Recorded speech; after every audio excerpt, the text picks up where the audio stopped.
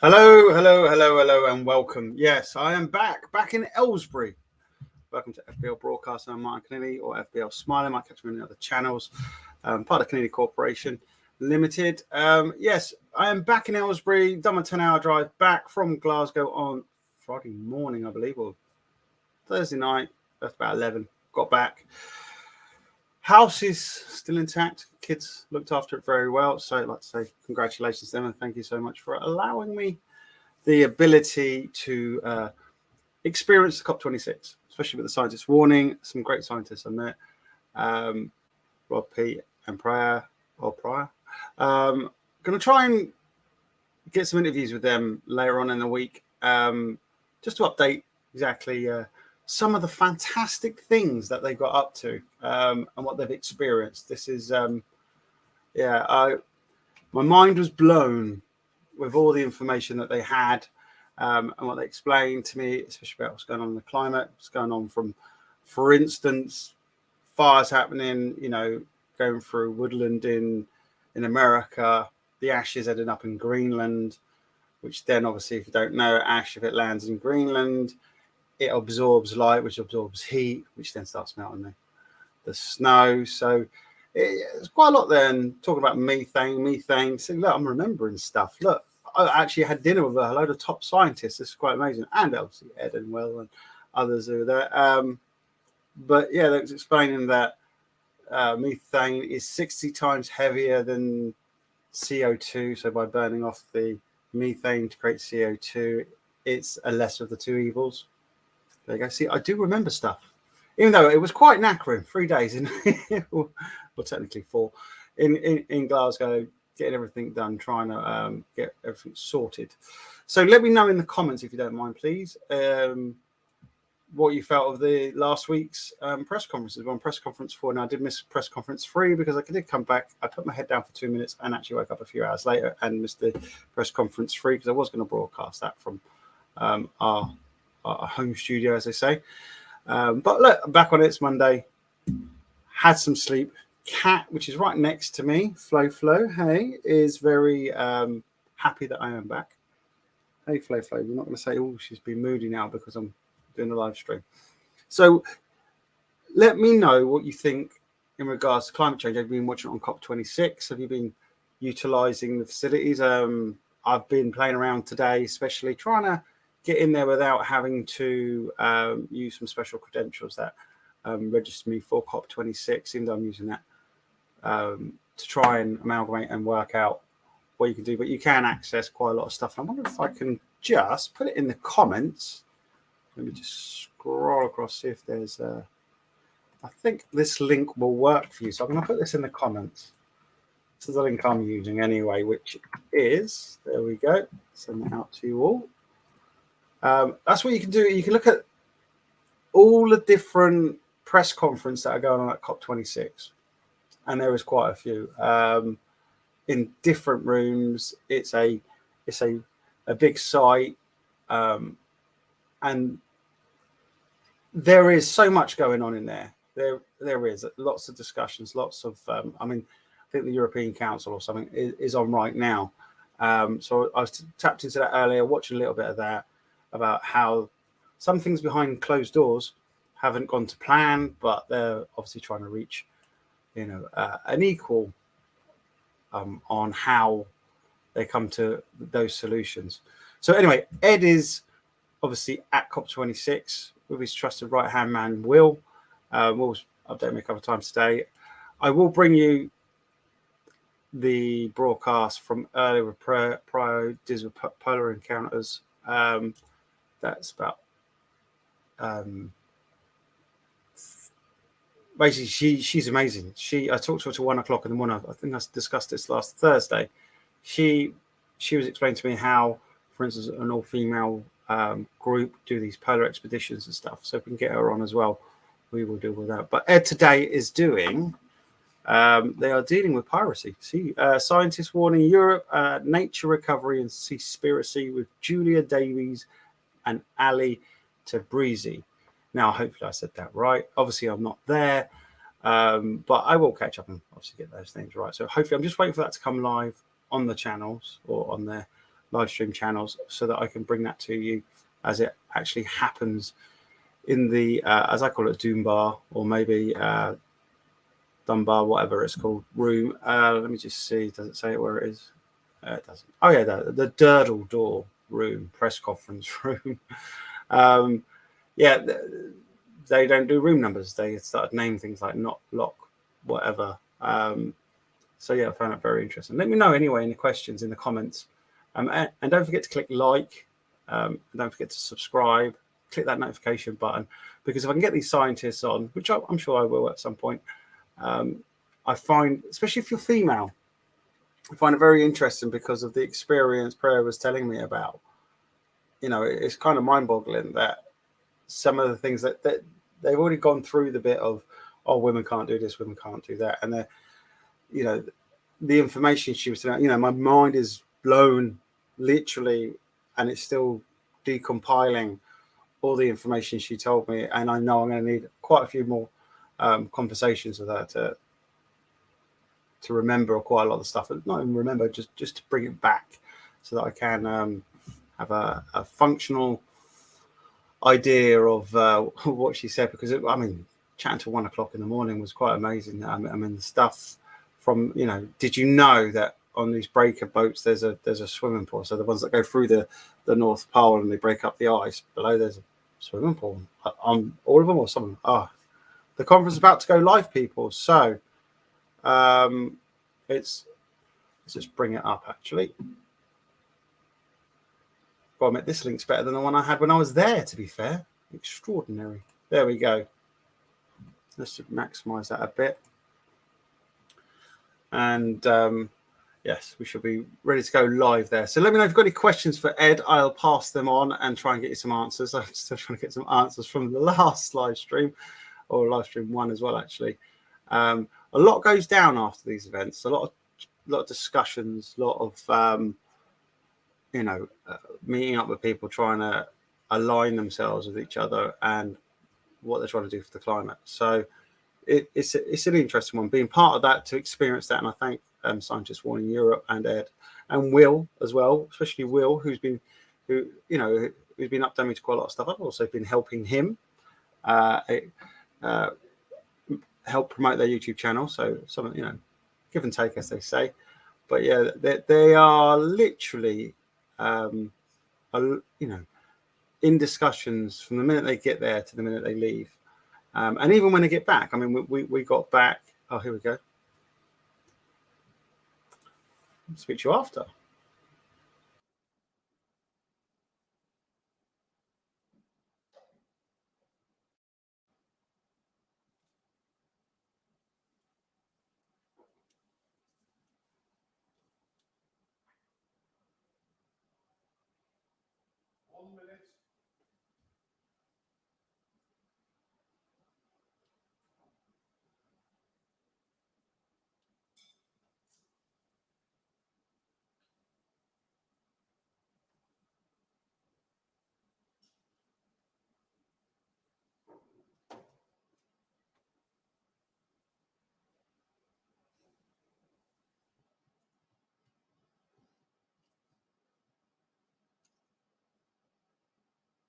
Seconds.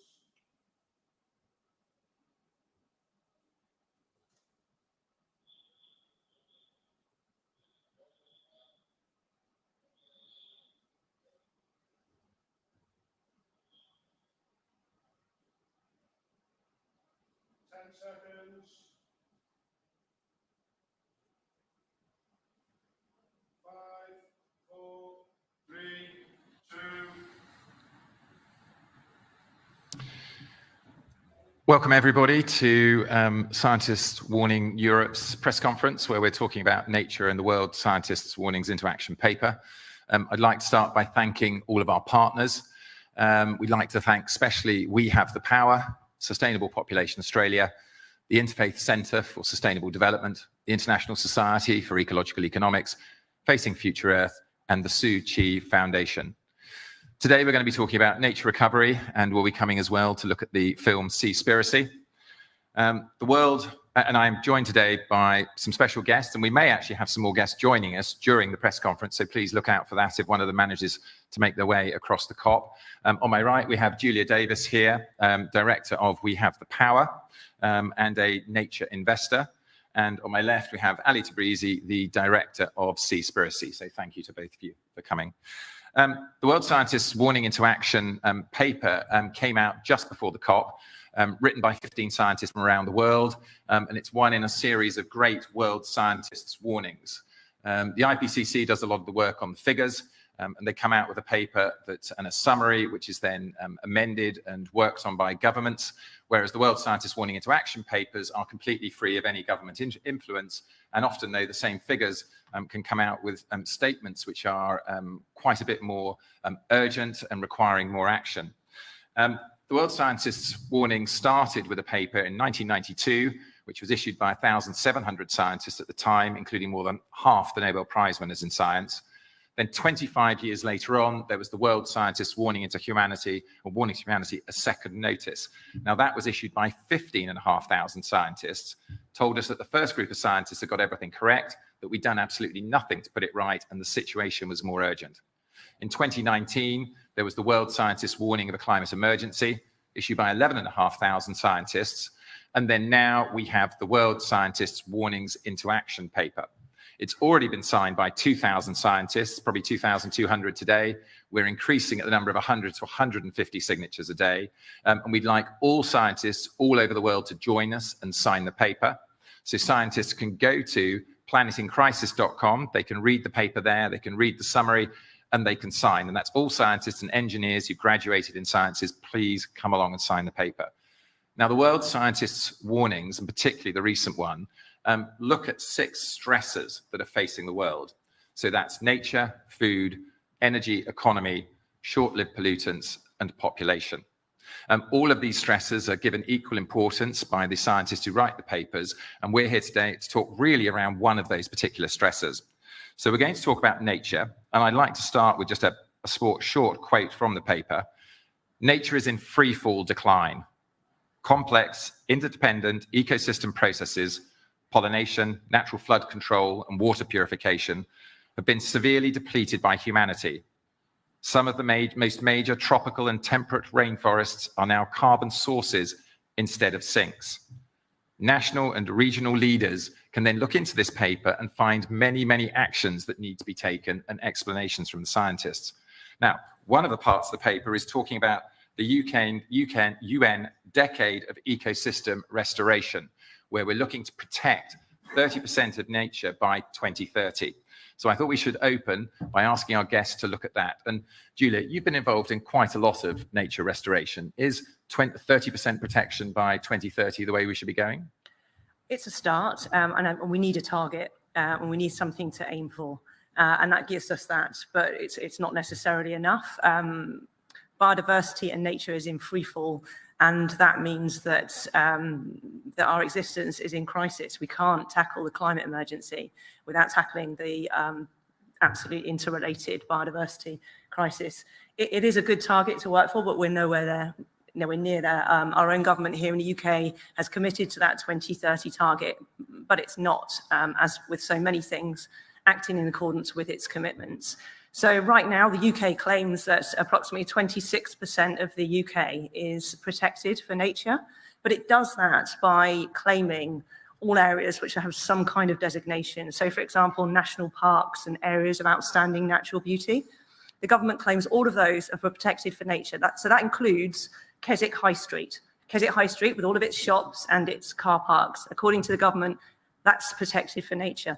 In fact, our national parks are some of the most nature depleted parts of our country. So that 26% doesn't add up. We've got to continue to put pressure on our government to be aiming for that 30% that it's committed to. The wildlife trusts have currently estimated at best 6% of the UK could be said to be protected for nature. And in fact, some of the areas which are supposed to be protected most in the UK are SSIs, sites of scientific special interest. Only about 3% of those are in good condition. So it's a good target. We should certainly be aiming for it, but we shouldn't stop there. No, absolutely. And in fact, the paper does talk about the fact is the ultimate trajectory is towards 50% protection. You've been doing a lot of work with We Have the Power and others. Would you like to describe for us a little bit about what We Have the Power has been doing and how it's been helping? Yeah, perhaps I can explain to you my story. So I'm not a scientist. Unfortunately, I can't claim that on the back of my biology A-level, but I'm a mother and I care passionately about nature and wildlife. And I'm in the fortunate position that having exited a company several years ago, I've now got some funds which I can dedicate to what I'm calling investing in the future of my family and in nature. So I'm working on a project which I'm calling Funding Nature, where I'm attempting to enable conservation groups like the Wildlife Trusts to acquire land so that they can get on with restoring nature on that land. And we're not going to make a big inroad with this project into that 30% target, but what we are going to do is show what is possible. We're going to show that by taking land which is an incredibly nature depleted state and shouldn't really have been farmed in the first place, or shouldn't really have been managed in the way it is being managed in the first place, for example, where peat is being extracted. Just by taking out those harmful human practices, we can show how nature can recover, and that will assist us in all manner of ways in terms of carbon sequestration, enabling biodiversity to return and restore our natural systems. There's lots of evidence that, you know, we are not just in a climate crisis, we're in a crisis on all levels of our environment in terms of our water quality, in terms of flooding, and in terms of crashing the very nature that we depend on.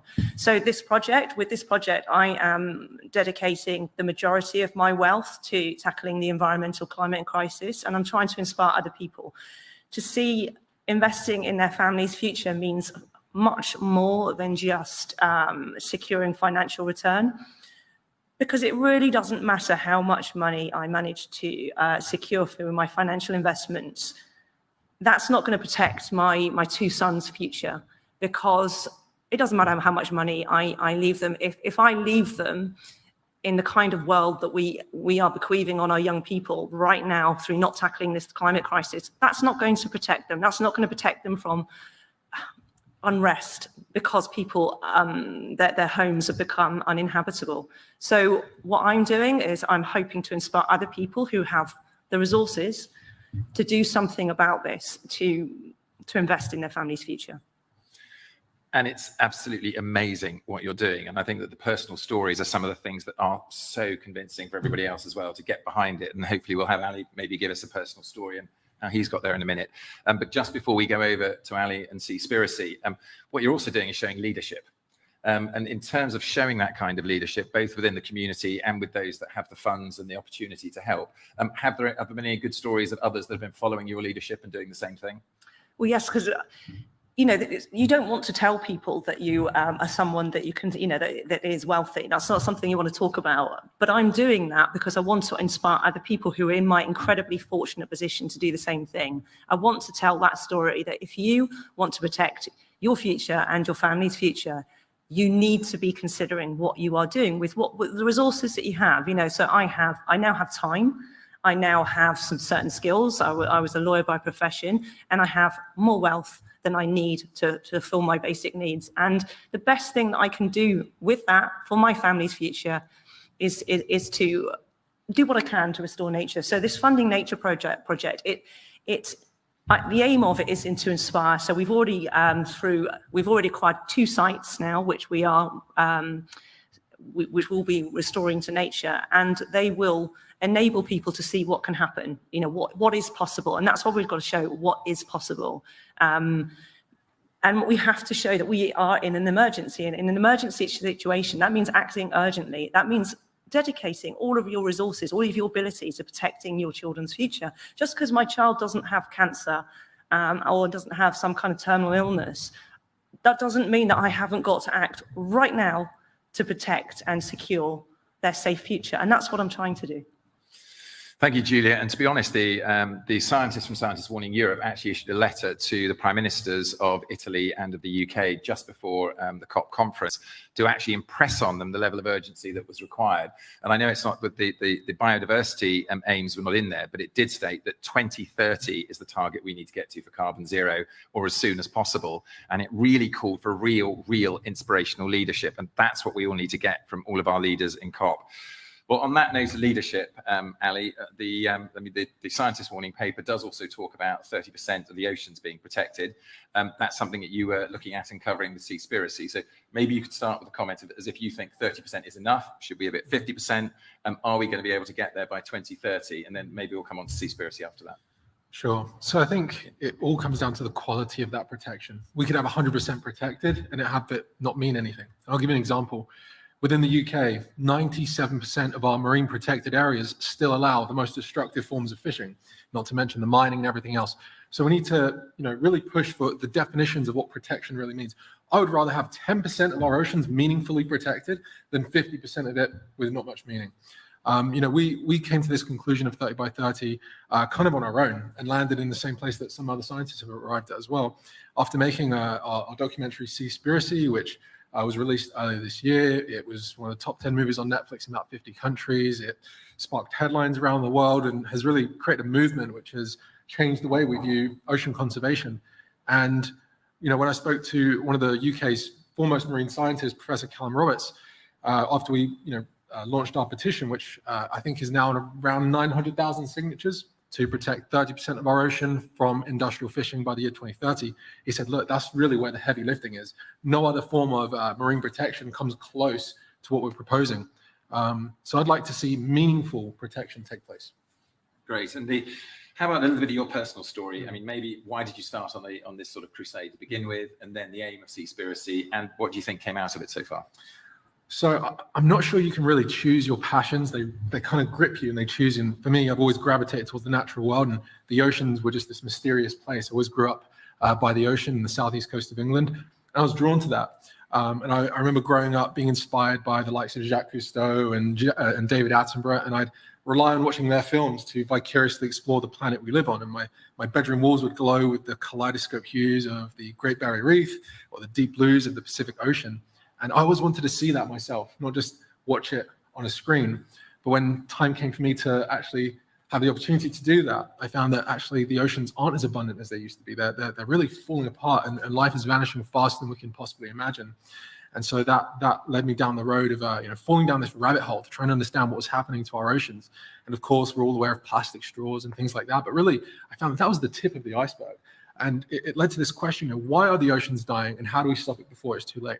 And after traveling and speaking to experts in the field, we arrived at the conclusion that really the leading driver of change and destruction in our oceans is the fishing industry, an industry that up until this point, no one really looked at as a main driver of change in our ocean. And it's amazing, actually, a week after the film was released, or it might have been a week before, a paper came out that found that bottom trawling, the method of fishing, dragging those nets along the sea floor, emitted the same, if not more, carbon emissions than all the world's air travel combined. Because the oceans are really the world's biggest carbon sink. Regulates our climate. This is a blue planet. We're on an ocean planet. It regulates everything. And what's been amazing for me is to see that at this COP26, the oceans, the fishing industry, and animal agriculture, the leading driver of change on land, hasn't been on the agenda. And it's incredible to see that. So I'd like to see more of that take place. And, until we get to that point, I think that these conferences, they're great. But unless we address that, we're missing a massive elephant or a blue whale in the room. Right. Yes. And not being adverse to controversy, and even in Scientist Warning, we're not adverse to controversy. We'll tell it like it is in order to get the action we need. There has been quite a lot of criticism of Seaspiracy and a lot of support as well from different quarters, including scientists. So how do you take that? How's that come through? It's been great because it has created more discussion that wouldn't have otherwise taken place. And I'll give you an example. When Netflix released our trailer for our film in early March, we received a leaked document from within the fishing industry, which was from, I think it's called the National Fisheries Institute, which represents like 80% of the US fishing industry. And they were scared. And this leaked document laid out their whole plan to try and attack the film, attack the science before they'd even watched the film, which is amazing for me. And granted, there were some points in the film where facts were tried to be challenged and scapegoated, especially from within the fishing industry and especially from fisheries scientists who work for the fishing industry around some of the numbers. But we've got a huge fact page on our website, seaspiracy.org, and at the top, an email address where anyone can write to us and challenge any of the facts. And so far, we've received 0 emails challenging us. Right. Okay. Well, there was a particular tweet, though, and Yes. I think probably one you know about, but has been picked up by the press, where a scientist called Christina Hicks said, yes, there are issues, but also progress and fish remain critical to food and nutrition security in many vulnerable geographies. And essentially, the film is telling us all to stop eating fish. And actually, I've stopped eating fish since we watched the film. I actually watched it with my 12-year-old, and partly halfway through the film when we were both in tears at what was happening with the salmon, and then when we were in tears again when we were seeing the whales and the slaughter at the end of the film. And my 12-year-old turned to me and said, we're not eating fish anymore. We were already vegetarian and not eating much fish, and that was it. So that was the end of all our fish. And I know that that's one of your aims, is try and get the people to do that. But what about these societies where it's actually providing security for the society, security for that area? And even at the end, when you saw the whales being slaughtered in that way, there was the suggestion by the person speaking then that was necessary for those people in that location. So this is something that we've heard a lot about, and we were showing our film to a huge Netflix audience. And if you have Netflix, generally speaking, you have access to a supermarket where you have some more food choice.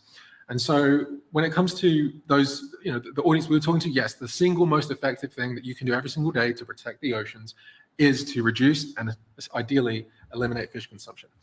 To those areas in the world where you absolutely need to eat fish, otherwise because there's nothing else, and absolutely those people would need to. And we actually covered this in the film. We went to Liberia and West Africa, where European and Asian fishing vessels are entering those waters and taking so much fish that those local canoe fishermen, those artisan fisheries, basically can't catch fish. And we were on a boat when we were with Sea Shepherd, a great organization enforcing law at sea. We just detained a ship and we were making our way back to port when I saw these 2 men in a canoe rowing up to us. They were, fishermen. And then, there'd also been threats of piracy in East and West Africa, where they've been trying to commandeer ships like the one we were on with guns. And so he put down his oar, and I was expecting him to maybe flag us down, or who knows, maybe even raise a gun. But instead, he put his hand to his mouth and began begging for food.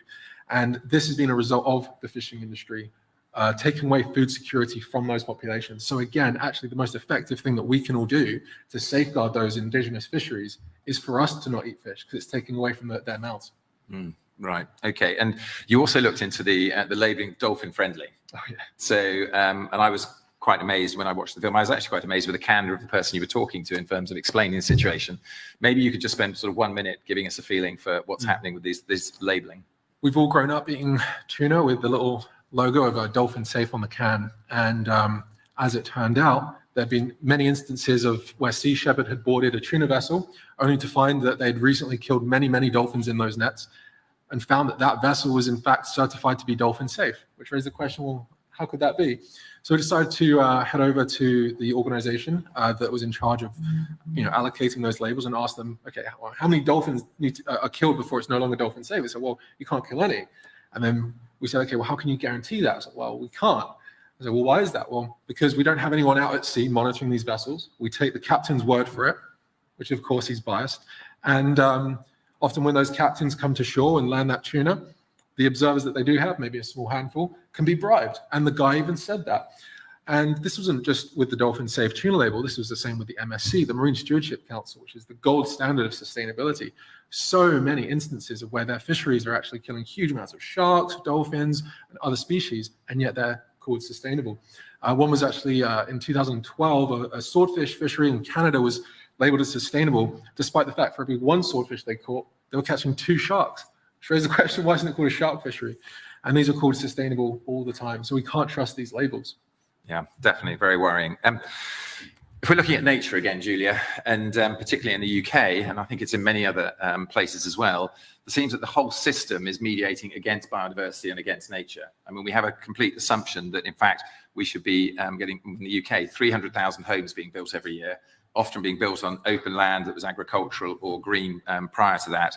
And trees are then swept out the way, and then we come to the point of trying to plant new trees to get us back up to a canopy cover after 25 years. Do you think we should be changing the planning system, and would you have a sort of suggestion on how we should be doing it so that we can prioritise biodiversity? We absolutely should be changing the planning system, but we need to be changing more than that. We need to be changing the system. So at the moment, we have an entire system, including a tax system, which incentivizes knocking down homes and building new ones. And we have no real disincentive to people having multiple homes. We also have a changing economy where we have whole buildings, which in reality, are we going to need them in the future? Are we going to need these massive office blocks? Are we going to need these massive shopping centres? So I think we need to be honest with ourselves, and what we ought to be doing is saying, let's look at all of these buildings that we don't actually need. We're in an emergency. We're either in an emergency or we're not in an emergency. And in an emergency, is it really okay to be continuing to build new properties, new buildings, which are incredibly carbon intensive? I don't care whether they're like zero waste new homes. You've got to look at the carbon embroiled in creating that new home when we have all of these buildings that actually we ought to be utilising. So that would be my number one. But also, when we look at the absolute devastation of nature in this country, people do tend to think that's from building new homes. And yes, of course, we need to address that. And yes, we definitely should not be chopping down ancient woodland to build HS2 or new homes. We just should not be doing that. You know, no amount of planting of new trees is ever going to compensate for that within any timescale that absolutely matters to anybody. But the real issue that we need to be addressing if we want to protect nature in this country is how we eat and what we eat. Because for too long, and quite rightly so, for too long agriculture in this country has all been how much you can produce on land. And we now have a farming system that is not fit for purpose. It was based on subsidies that were developed in the post-war era where everyone just needed food security. We'd been at war. So our farmers did what they were told. They were told to produce as much food as possible off the land. And to do that, they have pretty much eradicated wildlife from their land. Sometimes quite simply to get those subsidies. They were having to do things that they probably wouldn't have wanted to do to continue to get those subsidies. Yes, supposedly that subsidy change system is now changing. But how far is it going to change? Is it going to be watered down? But more than that, we need to be honest with ourselves. So we are now producing a lot of food in this country we don't even really eat anymore. If you look at the amount of, land that actually, is used for things like sheep farming, which is only now even slightly economically viable on the basis of subsidies, we don't really eat that much lamb. And certainly don't eat mutton as a nation, do we? So we need to be honest. Is that the right thing to be doing with that land? How do we help those farmers who are absolutely part of the rural community, who have been doing their job, it's in their heart to look after that land? How do we enable them to transition in a just way to managing their land as we now need it to be managed, to manage it in a way that protects the villages which are in the lower land from flooding, which enables nature to be restored, which enables some food to be produced in the right land in a sustainable way. So we absolutely need a proper policy and system and action to transition the way that we look after land in this country. But we also need to be true with ourselves and recognise that, yes, we all need to eat less and better meat and dairy, but the real key word in that is less, absolutely less. If we are going to tackle this emergency, every one of us needs to eat a hell of a lot less meat and dairy. Right. And fish. Right, absolutely. And the paper's actually saying that. So it talks about changing our diet. It talks about changing our farming practice. In fact, it talks as well in a different area about effectively taxing the polluters. So we've got to remove all those subsidies. So we have to remove them on farming practices that are inefficient in producing methane and other gases. And we've got to put them onto things that are actually going to get the right story done, get on the increase of biodiversity. Whenever we have our talks and we have climate scientists come and scare the pants off everybody about how difficult and how urgent the situation is in relation to the climate emergency, and it isn't 2050. There is no chance of us keeping this planet safe for humanity on a 2050 focus. We have to have a focus on 2030 or earlier. But when we come up with those kind of scary targets and kind of scary figures, then the biodiversity scientists, so Professor Dave Goulson from University of Surrey, will always say, but the crisis on biodiversity is even more urgent. just like Einstein says, if we lose all the pollinators, if we lose the bees, mankind is 4 years behind. And he's absolutely certain that from his perspective, the equivalent target is 2025, which the climate scientists are saying 2030. We're terrified by a lot of things, Ali, and just coming really from your experience of making the film. So the whole situation on the climate and biodiversity crisis is pretty terrifying. When you were making the film, you were coming face to face with some of the situations on the ground. Would you like to give us an example of something that might be the most terrifying in what you were filming and what you found, even if it isn't in the film? I mean, everything was terrifying at one point. I mean, we were spending a lot of time, at sea. We're looking at the human ramifications as well. We're looking at essentially what's been causing it's like the economics of slavery is emerging as a result of the ecological collapse and the loss of those populations. For example, in Thailand, in those Thai waters, they used to be able to catch a lot more fish. And what's happening now is because of the diminishing catch, the captain still has to pay for fuel, now more fuel because he has to stay at sea longer. Still got the maintenance costs, still needs to pay for the fishing licenses and things like that. The one area that he can really cut back his costs is on the labor. And so there's all these human trafficking going on now to get those people on the boats. And we spoke to a number of them, some of them being at sea, and they'd tell you 10 years, 2 months and 2 days I was at sea without coming home, prisoners of the ocean. And, that was one of the most terrifying things as a result of the biodiversity loss. And I agree, the biodiversity loss is in some ways more urgent. A quick Google search of, how many species have gone extinct as a result of climate change so far will give you a result of like either 1 or 0. Most of the dangers of climate change are going to be seen more so in the future, whereas so far, the impacts that we've seen can't explain all the loss of species we've already had over the last 50 years, mostly as a result of animal agriculture and the fishing industry in the ocean. Our ecological systems are dying, and we need to take care of those ecosystems because they're the other half of the carbon cycle. It's good that we need to limit emissions, but we also need to look at the other end. We need healthy ecosystems to absorb that. One example in the ocean, seagrasses, kelp forests, they're up to 20 times more effective at trapping CO2 than forests on land. Who's talking about that? I haven't heard anyone here talk about it. But that's terrifying. It's absolutely terrifying. We're losing all of this. And I think it's just making not only more dangerous for humans going forward, but it's making the world also, in a more maybe romantic sense, less beautiful. We're losing all of this life on this precious blue planet that we have floating in the galaxy. There's not a planet in sight with any more life than we have here. That's where my main concern is. Yeah, consistently terrified, but that's what we're here doing the warnings. Just for 30 seconds then, really, Julia, at the end, I think we want to turn to this warning also talks about leadership at all sorts of levels, both community leadership, leadership at local authority level, but it also talks about business leadership. If you had some advice for our business leaders today, and let's take the examples, whether it's the leaders of fossil fuel companies or major FMCG companies like Unilever and Procter & Gamble, what would you be saying to them? I would be saying that forget offsetting. Yes, we need money to be put into protecting nature, but that needs to be an add-on. That cannot be instead of reducing your greenhouse gas emissions. We need to recognize that we cannot continue with this linear system based on perpetual growth, based on continual input of new resources that we are extracting from the earth. We have to move to the circular economy. We have to move to new systems which basically keep the things that we have made in circulation and in use a lot longer. We need to acknowledge and recognize that we have got to move to a lower consumption model. And that doesn't mean that it's a less happy or fulfilling life for everybody. It will improve welfare. There's loads of job opportunities in that genuinely circular model. It's not the end of business. It's just a different form of business, which isn't based on constantly taking resources out of the earth and then dumping them on the earth, because we cannot continue with a business system where the adverse consequences of business are not taken into account. Great, thank you. And I think we come to our conclusion now, where we have got to get fantastic leadership at this COP. We're all terrified by what's happening, and the science has been said that we're not going fast enough. 2050 is a politically negotiated target, and it is not one that's going to keep us safe. We have to go for something earlier. The latest letter from 28 scientists was saying it has to be 2030 or as near as possible. And we need true leadership for that.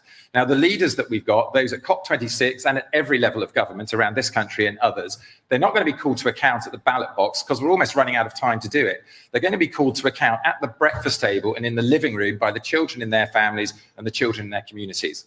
We're in a race. We're running a marathon and we want to break the world record. And the world record will get us to 2030, but the pack is off the pace. They're not going to break the world record. And we now need a leader who's got real vision, who's got real ambition, who's going to go out at the front of the pack, run it and try and break that world record and draw all the others with them. That's what we need, and we're consistently asking for it. So thank you again to my guests, both to Julia and to Ali, and to everybody for coming from Scientist Warning.